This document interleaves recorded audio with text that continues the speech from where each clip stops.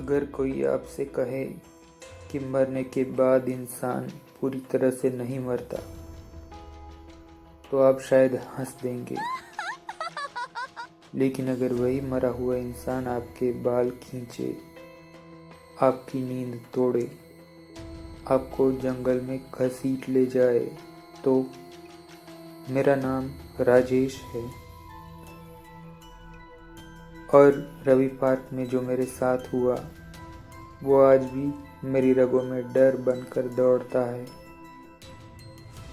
मैं शहर से दूर रवि पार्क में घर लेने पर बिल्कुल खुश नहीं था। घर के आसपास केवल 10-15 मकान थे। बाकी चारों ओर घना जंगल, झाड़ियाँ और सन्नाटा। दिन में सब ठीक ठाक लगता, लेकिन रात होते ही ये इलाका जैसे सांस लेने लगता था। पहली ही रात मुझे अजीब सी बेचैनी हुई।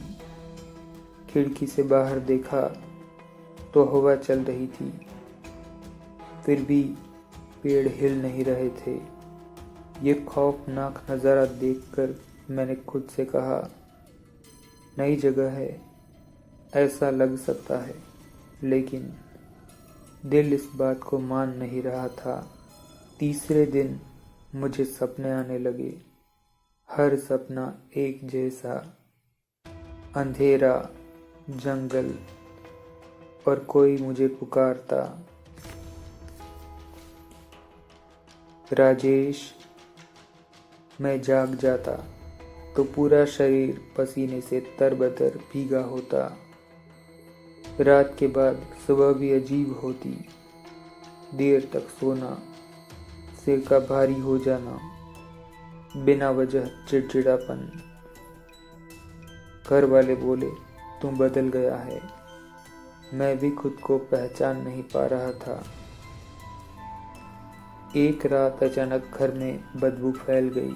ऐसी भयानक बदबू जो नाक से नहीं, सीधी दिमाग में घुस जाए।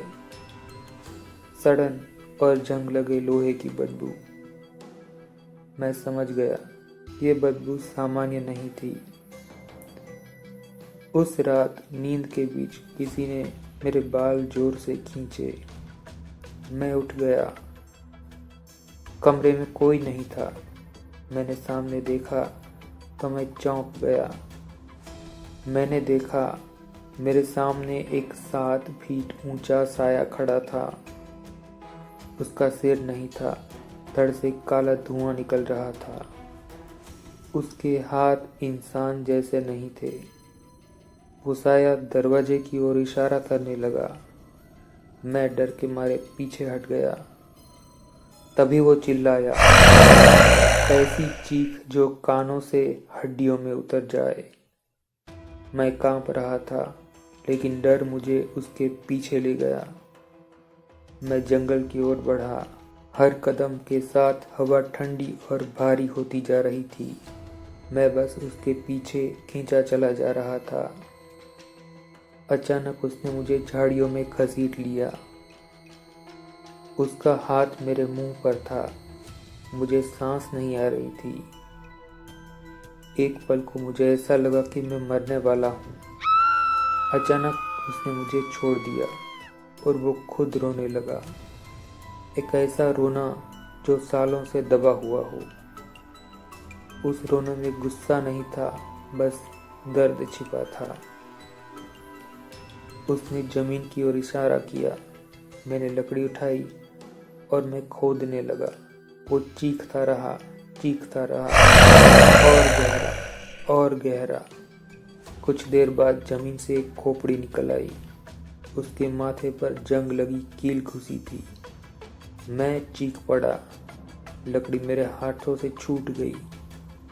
मेरा शरीर जवाब दे गया। सब कुछ घूमने लगा और फिर घना अंधेरा। होश आया तो मैं अपने घर में था। मेरे सामने डॉक्टर खड़े थे। उन्होंने कहा, तुम्हें एंजाइटी और तनाव की शिकायत है। लेकिन मैं जानता था वो सपना नहीं था।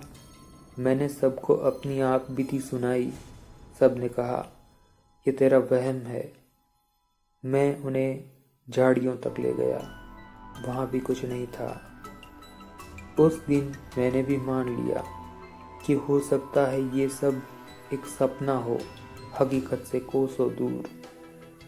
शायद मेरा दिमाग मेरे साथ खेल रहा हो। इसी तरह से 5 साल बीत गए। फिर एक दिन वो झाड़ियाँ काटी गई और वहीं से निकला नरकंकाल। रिकॉर्ड से पता चला उसका नाम दिनेश था। उसकी हत्या हुई थी, खोपड़ी में कील ठोककर। आज सब लोगों को मुझ पे भरोसा हो गया और मुझसे माफ़ी भी मांगते हैं।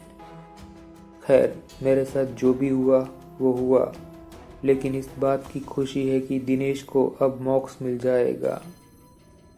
मरे हुए लोग डराने नहीं आते दोस्तों, वो केवल न्याय चाहते हैं।